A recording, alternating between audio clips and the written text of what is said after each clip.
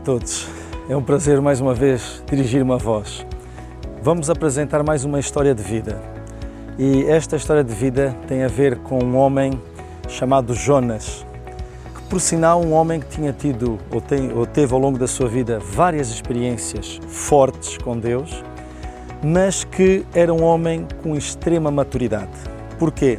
Porque não sabia tirar partido daquilo que foi as experiências que foi tendo com Deus. E essas experiências traduziam-se na forma como Deus comunicava-se com ele e na forma como Deus se expunha e revelava-se. E diante de tal cenário, a sua reação não foi propriamente uma reação que podemos dizer espiritual. Foi uma reação que podemos classificar como uma reação muito própria de alguém que é imaturo, de alguém que na sua imaturidade faz birras, reconhece que é Deus que está a falar, mas que opta por um caminho precisamente oposto. E isso fez com que ele passasse por uma experiência traumática, experiência essa que foi a derradeira oportunidade que Deus encontrou para poder mudar a sua mentalidade. E é claro que até ele despertar e perceber que, afinal de contas, ele já tinha um lastro de vivência com Deus suficiente para que ele pudesse ter outro tipo de atitude, foi preciso uma experiência ainda mais drástica que causou alguma dor a ele, que causou algum desconforto. É curioso que o problema dele não era a falta de acreditar. O problema dele não era duvidar ou pôr em causa os planos de Deus.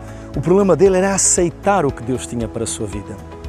E, portanto, através dessa experiência traumática que ele teve, em que Deus fez-lhe ver, através de alguma coisa inusual, ou melhor, no meio dessa situação traumática que o levou, diria quase que ao naufragar, visto que ele ficou submerso no mar, ocultado no ventre de um peixe, coisa que para cada um de nós é impossível acontecer, mas a Bíblia diz que para Deus todas as coisas são possíveis.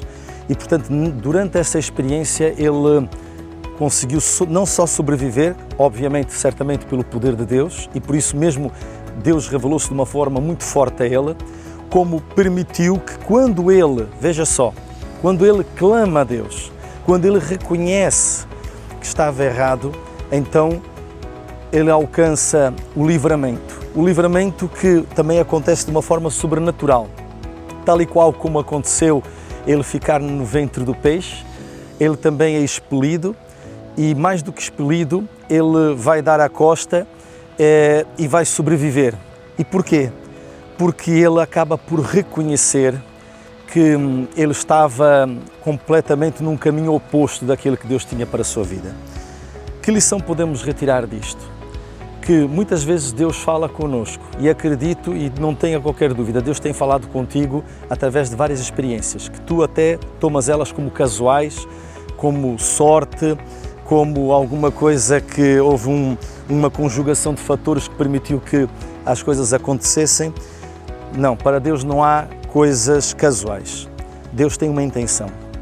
E é importante nós percebermos, à medida que Ele se vai comunicando connosco, tal e qual como aconteceu com Jonas, teve esse privilégio, nós possamos a partir daí deixar-nos orientar por Deus.